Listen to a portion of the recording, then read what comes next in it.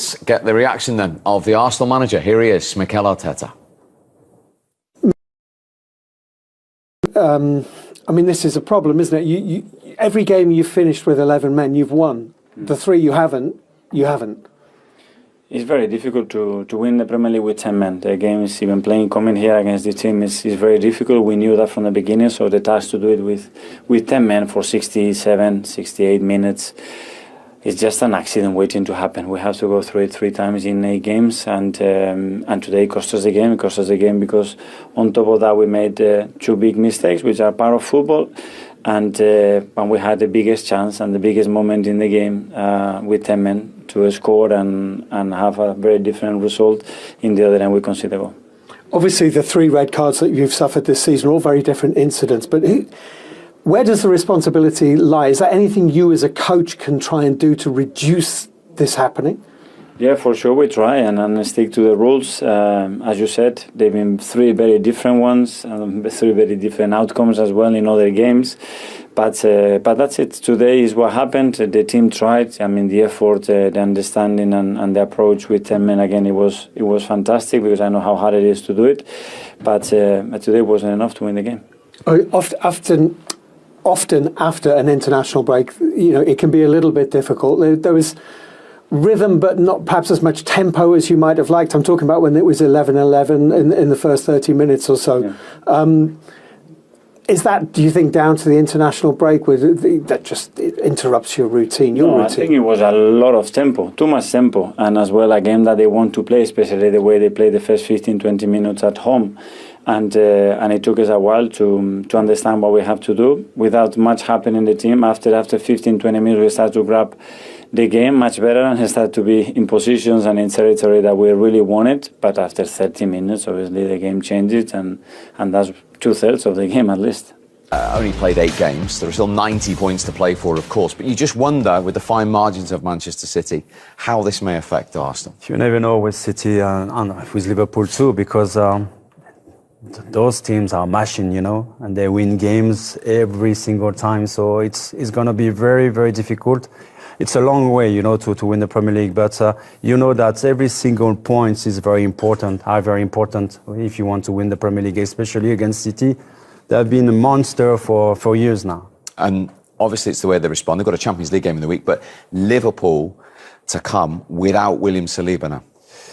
Well, is it only one game? Yes. But it's some game to miss. I hope they will get back more players. I don't know about Odegaard and Saka. I think he will be there. But we have seen what happened, 2 years ago when they lost Saliba the last few games of the season, and they killed their help, to win the Premier League. So every single player who play in the first team, the spine of the team are so important for Arsenal. Do they have the option, to change? I'm not sure about a few players. Part of that spine is Declan Rice. Here he is with some Arsenal reaction. Declan, was it one of those days where things just didn't go Arsenal's way?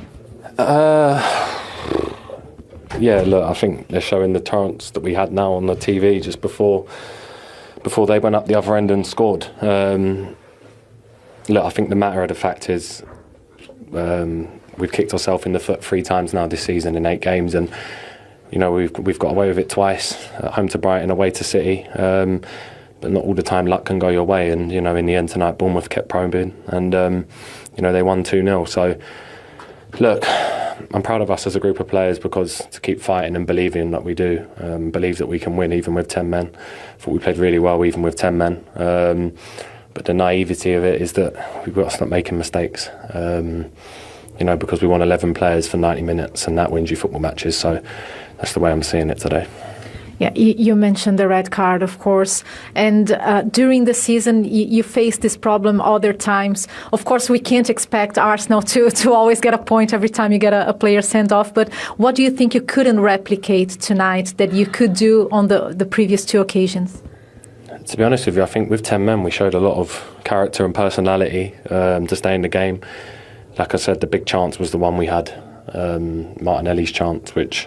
Listen, the keeper's made a great save. He's read Martinelli's shot, and they go up the other end, and I think they get a corner from that a minute later, and a routine that usually we're so strong at has done us. So Look, I think there's no regrets tonight other than the fact that we can't keep making silly mistakes, especially if you want to compete and be at the top at the end of the season. You know, you need your best players on the pitch at all times, and it then gives the other players a mountain to climb as well when you're down to 10 men. But look, the belief in the group of these players is still so high. We've just spoken there as a group, such a big month coming up. So look, we'll stick together.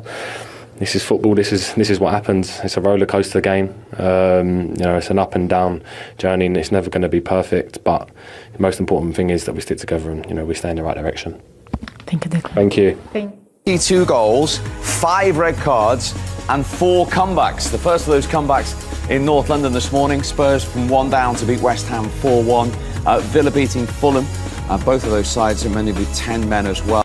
Everton, big win for them, 2-0 at Ipswich. Manchester United were 1 down to Brentford at half-time, but won it by 2 goals to 1. Brighton winning away at Newcastle. Danny Welbeck's rich vein of form continuing. But the biggest comeback of the day, and what we thought was the biggest shock of the day until the game we've just seen, Southampton 2-0 up at home to Leicester, who won it in the 98th minute through Jordan Ayew. To make it 3-2. Don't forget, of course, the champions, Manchester City at Wolves tomorrow, and then we bring you Liverpool, Chelsea from Anfield, and the Monday night football is Crystal Palace's trip to Nottingham Forest.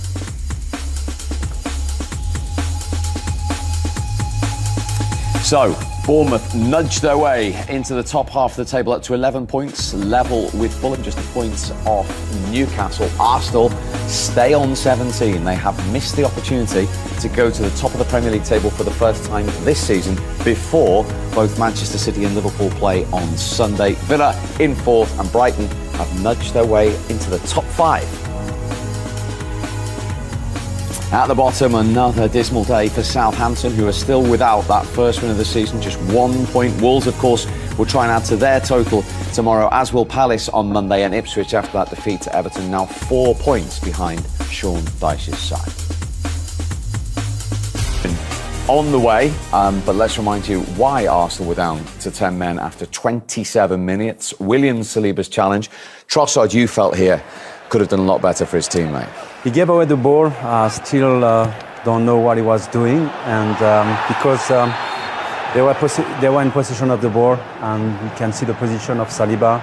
He was trying, to put the striker offside in case of they recover the ball, but because that come from his own teammates, there is no offside. He was late on this challenge, and he has no choice but to stop him.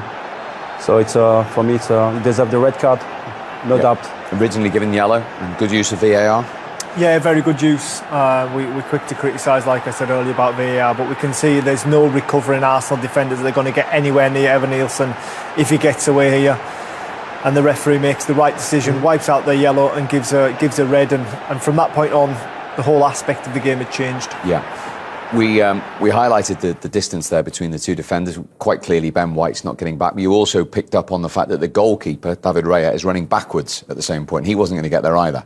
Yeah, he was. His natural reaction, I think, is to retreat. We can just see it in the top of the picture there. He's backpedaling. So that's making that gap even bigger between that Arsenal triangle almost. And it leaves the referee. Obviously, he makes a gut judgment in the moment. And in all fairness, Evan Nielsen, he's a long way from the goal, so I can understand his original decision, but VAR using the right manner to rescind it to a red. So into the second half, they're fine margins sometimes, aren't they? I'm guessing Mikel Arteta would have said, hang in there, because we're going to get one big chance. And they got it at 0-0. They got it with Martinelli. And this game is all about mistakes, because look at that. It just came in, so he was fresh in his mind, so he could have easily took the other option to try to strike on the first post, but instead he opened his right foot and tried to get the second post. But it was a great save from the goalkeeper. But even if he was scoring on this occasion, I'm not sure that Arsenal will be able to get the 3 points of the game, because they were so far away from the level. As it was, 95 seconds later, they were 1 down. And the team who scores so many from set plays were undone by one. Yeah, they were. Well, this is in the first half, and we can see Sterling's position here, and Sterling effectively went off the field after the red card. And you can see the position he's occupying on the edge of the area. He's holding, I think it's Kirkes on the edge there. This time, They're down to 10 and Christie's on the edge. There's no one there. That's where Sterling would have been.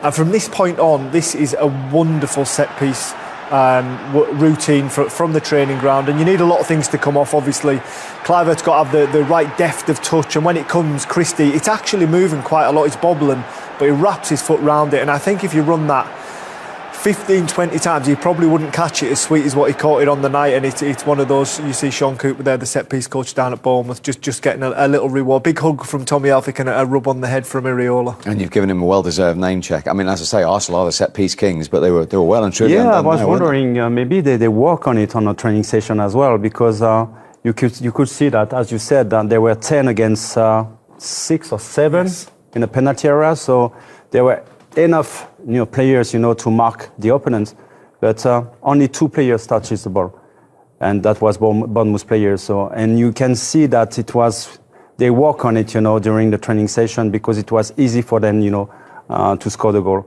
And new players sometimes have little signals. You've been looking and analysing. You think you found one from the Bournemouth players leading up to the corner? Yeah, there's one. Well, the trio meet together. So as this corner's given, you can see it just on the edge of the left of the box there. The trio there, and you see him pat his chest there. Christie saying, "Let's run it almost. It's me." And then if we just stay with it, it just gives another little signal. And I think sometimes you just get a feeling, and you play with each other so much, you get an understanding between you. And it must have just felt right at that moment. Bournemouth were on top, and this is where they really felt as though they could get advantage. We just see his right hand here, I think it goes up there, or his left hand, sorry, there, and he's just pushing Kirkes out because he doesn't want Martinelli to cover that position there. So that corridor's still open for that ball to be played, and it's absolute perfection. They will have ran that so many times in training, and I'll assure you he'll have missed the target so many times. Yes. But this time it worked. It'll be right on the night almost. Yeah, and they sealed it, Bournemouth, with the penalty. That the correct decision again? Yeah, but again, they gave away the ball. Poor pass, Kivio. Yeah, Kivio. So they offered this game, the Gunners. It was Christmas time for Bournemouth, and they gave. I can't remember the last time I saw them making so many mistakes like that caused goals, And as I said, they never get into this game, properly, mentally, physically, all together as a unit. They look sloppy. They look tired mentally and physically. So it's a harsh game. For me, it's a game to forget very quickly for them. Yeah, I think Manu's right. I think from the get-go, Arsenal weren't at the races. They just didn't seem like themselves, and I think we spoke about it at the top of the show about Saka and Odegaard missing. And when you look at that team sheet, you think, Saliba. This is good. And then 30 minutes into the game, they lose Saliba as well. You think you're never going to get a better chance to beat Arsenal, especially when I just felt as though from the off, they weren't quite pressing Bournemouth. They didn't have the same energy or the same life about them. And their mentality under Arteta is something I've praised loads. I think what the culture and the environment that he's got at the football club at the moment is second to none. And that wasn't his squad there tonight. That was Arsenal of old almost. Even Arteta looked quiet on the bench today. Usually he used to scream at his players, to show energy all the time, try to impact his player every single second. He looked very quiet. Good point. OK, when we come back. Welcome back. No goals then between Bournemouth and Arsenal at half-time, but one big talking point after 27 minutes. Arsenal down to 10 men. William Saliba sent off for the first time in his career. After Manu, an initial yellow card from the referee. Did we get the right outcome here? Of course, I think he totally deserves to receive this red card. He's the last defender, and he stopped a great chance, for Bournemouth, to score a goal. So the referee, it's the rules, it's a red card for me. There is no doubt about it. I'm just wondering why Trossard gave the ball away like that, because when you look on the action, Saliba was playing the offside, so he was confident that the team was the possession of the ball, but he gave away very easily the ball, and then he was not offside anymore, the Bournemouth player, so that's why he was late on this action, and he had no chance only to make the contact to stop the run. Good use of VAR there because the defenders were too far apart? Yeah, we're quick to criticise VAR, but I think that was a really positive review there. Like we see there, Ben White, he's never going to get back there. It's effectively going to be a one-on-one goal-scoring opportunity. So Rob Jones had no other option but to change his decision, and that shows a positive there. We like I say, we're always quick to criticise it, but there I feel as though the right decision was made. And Well, next up, but what should Trossard have done there for you in that situation? Either keep the ball, keep the ball, or either give the ball to Partey. He was in the middle, he was close to him, just an easy pass, and then there is no problem at all. Yeah, I mean, he was right there. I think the ball into him from Calafiori it wasn't a very appreciative pass. It was bobbling into him, but still, it was almost as if Trossard panicked and just hooked it back into an area. But Saliba was comfortable. He thought his side were comfortable, so he'd pushed up. He was condensing the play, and then all of a sudden he's got to turn on his heels, and he's no other option but to make contact with Evan Nilsson, and it ends up in a red card. It just shows you how quickly a game can switch in the Premier League. Yeah, not too much has happened. We talked about Mikel Moreno in your part of the field, his full Premier League debut. He's actually given the ball away more than any other player in his first 45 minutes. For me, at the moment, he's not totally adapted, to the English football. Is that the pace of the Premier League, Manu? The pace, the intensity. When you play for Spain or when you play in Spain, sometimes when you receive the ball in midfield, you have a few seconds to think about it, what you're going to do with the ball. But in Premier League, you have no time, to think about that. So you have to think before receiving the ball. I'm totally confident that he can adapt himself into the Premier League because he has a huge potential. But I'm just wondering, this game for me is very, very important in terms of points. And after international breaks, I remember when I was a player, after international breaks, when you play every single 3 days, it's quite difficult sometimes not to find the motivation, but you find, the right spirit, the right behavior to enter into this game because you know that you're going to play against a small team that will be able, to fight every single ball on the pitch. So you have to be prepared mentally. That's why I think Trossard, it's a soft ball, He was not prepared, mentally, to keep the ball. So that's why mistakes like this cost a huge pay rise, Right, so if you're in the Bournemouth dressing room now at half-time, you're playing 10 men Arsenal. You haven't still really tested David Raya. Do you think this is the chance to beat a top-6 club? This is the chance, but it's got to be at the right moments. I think they've pressed at the right moment. It's about not being gun-ho and leaving that back door open because Arsenal have still got the firepower to hurt you without any doubt. And this is an Arsenal side different to Arsenal sides in previous years. They've got a steely determination about them, so They needed half-time. They needed to regroup and just have a moment. But they'll come out and like I say, they've got a determination now. But for Bournemouth, keep doing as you're doing. Keep that press at the right times. Be a little bit more clinical in the final third. A couple of times they got in there. Ray's made a couple of good saves, but positive. Here's a more persuasive and engaging rewrite in English. Mikel Arteta unveils brilliant plan to tackle Arsenal's growing discipline problem as red cards mount. Arsenal manager Mikel Arteta has revealed a simple yet clever plan to address the discipline issues that have plagued his side during their rocky start to the Premier League season. The Gunners have already received 3 red cards in just 8 Premier League matches, and while each dismissal has sparked controversy, there's no denying the impact it has had on Arsenal's campaign.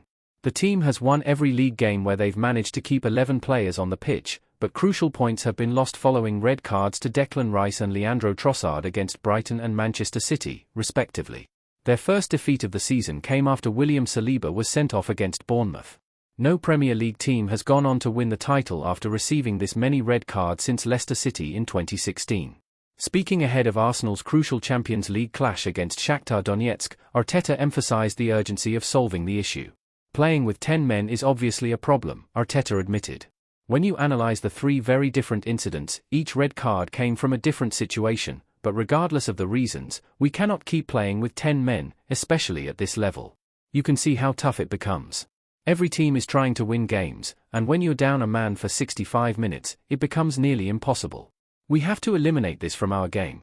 Arteta can take solace in the fact that he has tackled discipline issues at Arsenal before. During his first 2.5 seasons at the club, the Gunners shockingly received 16 red cards. But in the next 2 seasons, that number dropped to just 2 dismissals. Having cracked the code once, Arteta is determined to return to his tried and tested methods. The most effective way, I have to be honest, is to stop talking about it, Arteta revealed. We tried addressing it, showing the incidents, talking about it repeatedly, telling the players we need to stay disciplined, but then it happened again a week later, or 3 weeks later. So we decided, let's try something else. And then, it stopped happening. I'm not sure if it's the right way, but that's what worked last time. According to Football.London, Arsenal are set to adopt this approach once again, as they reportedly won't appeal Saliba's controversial red card against Bournemouth. This means the French defender will miss Sunday's top-of-the-table clash with Liverpool. Despite the disciplinary setbacks, Arteta insists his squad is using the sense of injustice from the 3 red cards this season as motivation. The team is absolutely galvanized, they're showing fight and resilience, he said. They've accepted the reality of the situation and are ready to rise to the challenge. But we also know that the margins for success are becoming slimmer, and we need to change that.